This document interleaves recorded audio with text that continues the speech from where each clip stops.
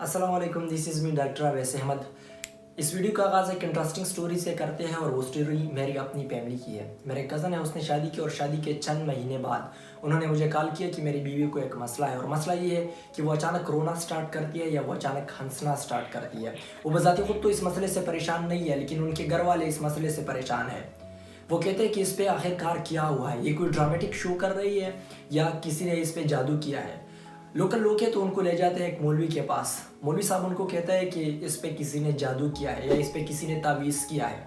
वो जो जितने प्रोसीजर और प्रोटोकॉल होते हैं अपने वो अप्लाई करता है, लेकिन पेशेंट ठीक नहीं हो जाता।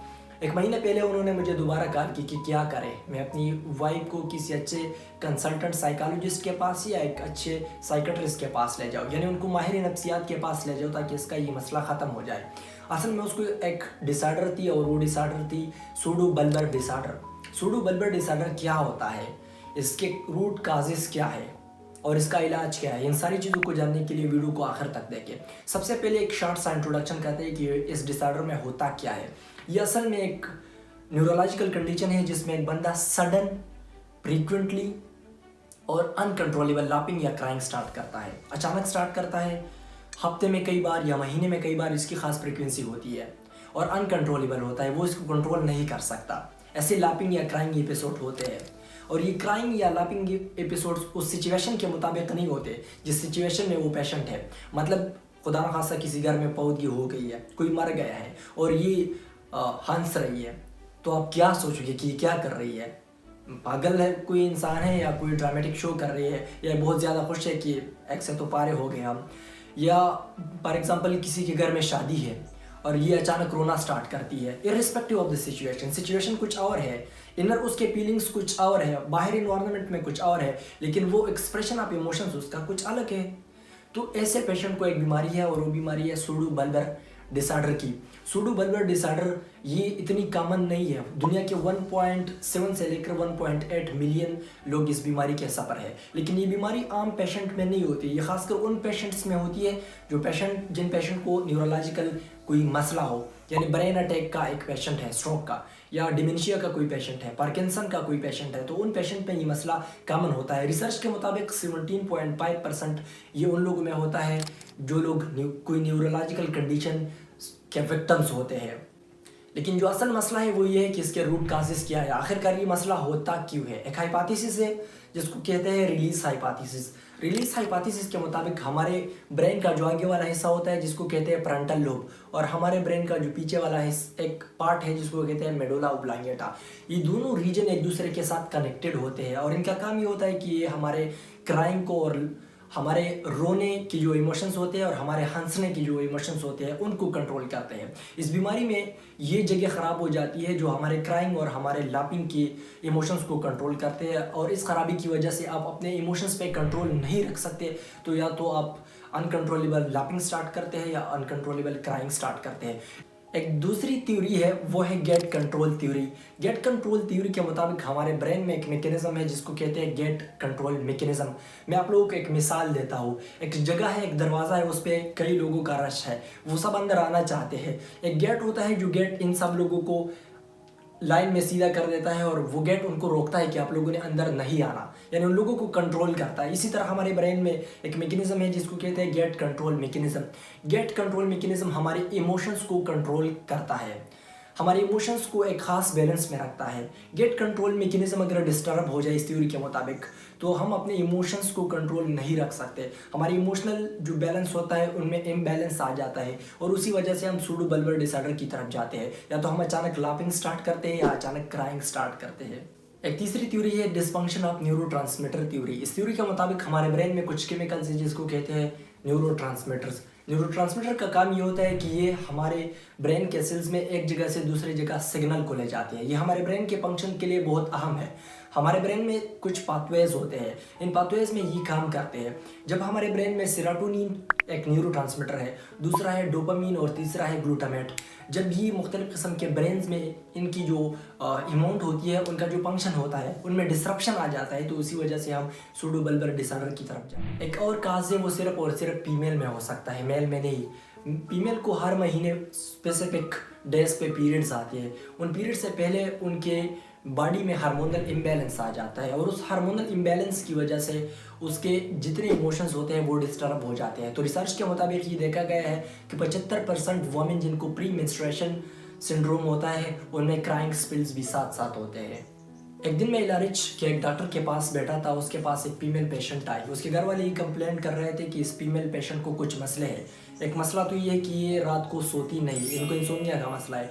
दूसरा मसला ये है कि इसको गुस्सा बहुत ज़्यादा आता है। तीसरा मसला ये कि वो खुद को भी ज़ख्मी कर सकती है और अपने बच्चों को भी ज़ख्मी कर सकती है। और ये मसला इसको प्रेगनेंसी के बाद है, यानी जब से उसका बच्चा हुआ है उसके बाद उस फीमेल को ये कंप्लेंट्स है। तो साइकेट्रिस्ट ने उनको बताया कि असल में उसके ब्रेन में कुछ केमिकल चेंजेस आ जाते हैं और उस केमिकल चेंजेस की वजह से ये अपने बच्चे को भी ज़ख्मी कर सकते हैं और इसकी इंसोम्निया का मसला है। तो प्रेगनेंसी के दौरान हार्मोनल इम्बैलेंस आ जाता है बहुत ज़्यादा, कुछ केमिकल इम्बैलेंसेस आ जाते हैं जिसकी वजह से हमारे इमोशंस कंट्रोल में नहीं रहते और इन इमोशंस जब कंट्रोल में नहीं रहते तो उन पेशेंट्स में भी क्राइंग या लाफिंग एपिसोड्स पॉसिबल है हो सकता है। हाइपोथेसिस और थ्योरी के अलावा कुछ काजेज ऐसे हैं, कुछ बीमारियां ऐसे हैं जिसके साथ ये कंडीशन एसोसिएट कर सकती है और उसमें जो फर्स्ट नंबर पे आता है वो है स्ट्रोक। अमेरिकन स्ट्रोक एसोसिएशन के मुताबिक अगर किसी पेशेंट को स्ट्रोक हुआ है, उसको ब्रेन अटैक हुआ है, तो ब्रेन अटैक की वजह से उसके ब्रेन के कुछ रीजन्स इंजर्ड हो जाते हैं और इंजर्ड ब्रेन की वजह से उसके इमोशंस कंट्रोल में नहीं रहते तो वो सूडोवेलर डिसऑर्डर की तरफ जा सकता है। अगर कोई किसी पेशेंट को डिमेंशिया है, मतलब उसकी मेमोरी ख़राब हो गई, उसको भूलने का मसला है, तो उसकी ब्रेन के कुछ पार्ट्स इंजरी हो जाते हैं, ख़राब हो जाते हैं, उनके इमोशंस कंट्रोल में नहीं रहते, तो डिमेंशिया के साथ भी आपको सूडोवेलर डिसऑर्डर मिल सकता है। अगर कोई पेशेंट है उसको पार्किंसन की बीमारी है, पार्किंसन की बीमारी आप खुद भी सर्च कर सकते हैं और मेडिकल स्टूडेंट को इसका पता होता है। अगर किसी पेशेंट को पार्किंसन डिसऑर्डर है तो पार्किंसन की वजह से भी उसकी ब्रेन की सारी केमिस्ट्री डिस्टर्ब होती है। खासकर इसमें मैंने डोपामीन की जिक्र की थी एक थ्योरी में, तो डोपामीन की डिस्टर्बेंस की वजह से वो सूडोवेलर डिसऑर्डर की तरफ जा सकता है। आपके जहन में एक इंटरेस्टिंग सवाल होगा और वो सवाल ये है कि क्या ये तो आप डिप्रेशन की बात नहीं कर रहे हैं, सूडोवेलर डिसऑर्डर क्या होता है? ये तो मैंने आप लोगों के साथ जिक्र किया, लेकिन डिप्रेशन की मैंने यहाँ पे जिक्र नहीं की। क्या सूडोवेलर डिसऑर्डर और डिप्रेशन एक चीज़ है? नहीं, सूडोवेलर डिसऑर्डर और डिप्रेशन ये दोनों डिफरेंट चीज़ें हैं। डिप्रेशन की जो क्राइंग और जो लाफिंग कंडीशन होती है वो एक तो बहुत ज़्यादा वक्त के लिए होती है, वो क्रॉनिक होती है, मतलब कई हफ्तों के लिए, कई महीनों के लिए वो चल सकती है, 1 घंटे के लिए भी वो चल सकती है, अगर एक दफ़ा स्टार्ट हो गई पूरे दिन के लिए वो चल सकती है। लेकिन जो सूडोवेलर डिसऑर्डर है इसमें चंद सेकंड्स टू चंद मिनट्स पे या तो वो क्राइंग स्टार्ट करती है या तो वो लाफिंग स्टार्ट करती है, ज़्यादा वक्त के लिए नहीं होती और इसको फिर पता भी नहीं होता कि मैंने आखिरकार किया क्या है। जबकि जो दूसरी कंडीशन है डिप्रेशन की, उसमें तो उसको पता होता है कि मेरे इमोशंस ज़ीरो पे है, मेरी कोई वैल्यू नहीं है। ये डिप्रेशन के जितने साइन एंड सिम्टम्स है वो उसको बार बार याद आ जाते हैं और उसकी वजह से वो कहते हैं कि मैं तो किसी काम का नहीं हूँ। तो उस कंडीशन में भी क्राइंग हो सकता है और उस कंडीशन में भी लाफिंग हो सकता है, खासकर क्राइंग उस कंडीशन में हो सकता है। लेकिन सूडोवेलर डिसऑर्डर का जो क्राइंग और लाफिंग है वो चंद सेकंड्स के लिए होता है या चंद मिनट्स के लिए होता है, ज़्यादा वक्त के लिए नहीं होता। मेरे ख्याल में जिस चीज़ के लिए आप लोग वेट करें वो ये कि इसका इलाज पॉसिबल है या नहीं। इसका इलाज पॉसिबल है, इसके लिए मैं आप लोगों को सिर्फ 2 पॉइंट्स बताऊंगा। पहला जो पॉइंट है वो मेडिकल के स्टूडेंट के लिए है और दूसरा जो पॉइंट है वो हर एक के लिए है, चाहे वो मेडिकल के स्टूडेंट है या बजाते खुद पेशेंट है। मेडिकल के स्टूडेंट के लिए सिर्फ एक पॉइंट है और वो ये है कि आप लोगों ने कि कौन से मेडिसिन देने हैं इसके इलाज के लिए। मेडिसिन में आप लोग 2 तरह के मेडिसिन दे सकते हैं। 2010 से पहले जब इसके लिए कोई ख़ास थेरापी नहीं थी तो डॉक्टर्स इसके लिए एंटी डिप्रेसेंट देते थे। एंटी डिप्रेसेंट से उसकी जो एपिसोड्स होती थी वो कम होती थी, उसकी फ्रीक्वेंसी कम हो जाती। एंटी डिप्रेसेंट में आप ट्राईसाइक्लिक एंटी डिप्रेसेंट भी दे सकते हैं और साथ में एसिसाराई भी दे सकते हैं। एसिसाराई और ट्राईसाइक्लिक एंटी डिप्रेसेंट के अलावा एक और ड्रग है जिसको कहते हैं नोवेडेक्स्टा। नोवेडेक्स्टा ये FDA अप्रूव्ड है, 2010 में FDA ने इस ड्रग को अप्रूव कर दिया। ये ड्रग असल में कम्बिनेशन है 2 ड्रग्स का, एक है डेक्स्ट्रोमेथोर्पेन जो कि कफ के लिए इस्तेमाल करते हैं और दूसरा है क्वाइनिडीन। इन 2 ड्रग्स की कम्बिनेशन से नोवेडेक्स्टा बना है और नोवेडेक्स्टा FDA अप्रूव्ड है, खासकर PBA के लिए, इस बीमारी के लिए अप्रूव्ड है। तो मेडिकल के स्टूडेंट सिर्फ ये प्रेस्क्राइब कर सकते हैं या मेडिकल जो डॉक्टर्स होते हैं वो इसको प्रेस्क्राइब कर सकते हैं। बाकी जो आम लोग हैं वो इस मेडिसिन की प्रिस्क्रिप्शन सिर्फ से ना करें। जो पॉइंट है वो मेडिकल के स्टूडेंट के लिए भी है और पेशेंट्स के लिए भी है, उनकी फैमिली वालों के लिए भी है। पहली बात ये है कि आपने इस बीमारी के बारे में अपने सारे घर वालों को बताना है। जिस एनवायरनमेंट में आप काम कर रहे हैं, अगर आप बैंक में काम कर रहे हैं तो आपने अपने साथियों को बताना है कि अगर खुदा न खास्ता मुझ पे ऐसा एपिसोड आ गया तो आप लोगों ने परेशान नहीं होना। ये बस मेरी एक जहनी बीमारी है, इसके लिए मैं दवाइयाँ ले रहा हूँ, इंशाल्लाह मैं ठीक हो जाऊँगा। अगर आप स्कूल में वर्क कर रहे हैं तो आपने स्कूल के बच्चों को बताना है, अपने क्लास के जो साथी हैं उनको बताना है कि आप लोगों ने घबराना नहीं है मुझे अगर ऐसा एपिसोड आ गया। या अगर आप घर में हो तो आपने सबको ये एक्सप्लेन करना है कि मुझे सूडोबल डिसऑर्डर है, इसके लिए मैं इलाज कर रहा हूँ, आप लोगों ने इसके बारे में कोई परेशानी नहीं लेनी और ना मुझे मारना पीटना है। कुछ लोग तो मारना पीटना स्टार्ट करते हैं और कुछ लोग बाबा के पास ले जाते हैं कि इस पर किसी ने जो तावीज़ किया है, इस पर जिन के असर आते हैं। तो इस तरह नहीं करना, सब के सामने पहले इसकी एक्सप्लेनेशन दे रहा है। अगर किसी पेशेंट पे ये एपिसोड आ गया तो उस दौरान क्या करना चाहिए। अमेरिकन स्ट्रोक एसोसिएशन वाले कहते हैं कि सबसे पहला काम आप ये करें कि ख़ुद को डिस्ट्रैक्ट करें, अपनी तवज्जो हटाए उस सिचुएशन से जिस सिचुएशन में हो। मतलब आप बैठे हो और आपको पता लग गया कि अब मुझे ये क्राइंग या लापिंग वाला कंडीशन होगा, तो आपने अपनी तवज्जो हटानी है। जाए किसी के साथ मिल ले, जाए खेल कूद करे, वॉकिंग करे, अपनी तवज्जो मुकम्मल हटाए उस चीज़ से। दूसरा जो काम आपने करना है वो आपने डीप ब्रीथिंग करनी है।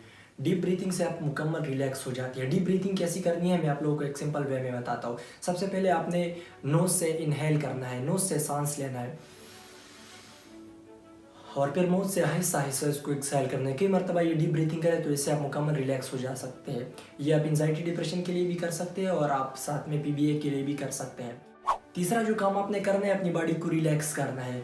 इस दौरान आपके मसल जैसे टाइट होंगे, आपको गुस्सा भी आ सकता है, लेकिन आपने अपनी पूरी बॉडी को रिलैक्स करना है। प्रोग्रेसिव रिलैक्सेशन के ज़रिए से भी आप इसको रिलैक्स कर सकते हैं और अपनी सोच बदल के भी आप इसको रिलैक्स कर सकते हैं। चौथा जो काम आपने करना है वो आपने कई चीज़ों को गिनना स्टार्ट करना है, मतलब काउंटिंग आपने स्टार्ट करनी है। अपने फिंगर्स को काउंट करना वैसे स्टार्ट करें, या अगर आपके सामने कोई चीज़ें पड़े तो उसको काउंट करना स्टार्ट करें, आपके सामने लोग गुजरे तो उसको काउंट करना स्टार्ट करें, ताकि आपका माइंड डिस्ट्रैक्ट हो जाए इस सिचुएशन से। मैंने आप लोगों को वीडियो के स्टार्ट में बताया कि ये कोई अंडरलाइंग कंडीशन के साथ हो सकता है, मतलब स्ट्रोक के पेशेंट में हो सकता है, मल्टीपल स्क्लेरोसिस के पेशेंट में ये हो सकता है। तो आपने पहले उस अंडरलाइंग काज के लिए पूरी ट्रीटमेंट लेनी है, उसकी ट्रीटमेंट करके आप इस पर काबू पा सकते हैं। लेकिन उसके साथ साथ अगर आप स्ट्रोक की तरफ जा रहे हैं या आपको कोई हार्ट का मसला है तो फिर भी आपको ये मसला हो सकता है। तो इसके लिए आपने एहतियात के तौर पर स्मोकिंग नहीं करनी, आपने स्मोकिंग को कट करना है, नशा नहीं करनी। दूसरी बात यह है कि आपने अपने ब्लड प्रेशर को कंट्रोल करना है, उसके लिए मेडिसिन लेनी है या उसके लिए सिंपल वे में एक्सरसाइज करनी है ताकि आपका ब्लड प्रेशर कंट्रोल रहे। सिंपल वॉकिंग या जॉगिंग रिलैक्सेशन के ज़रिए से।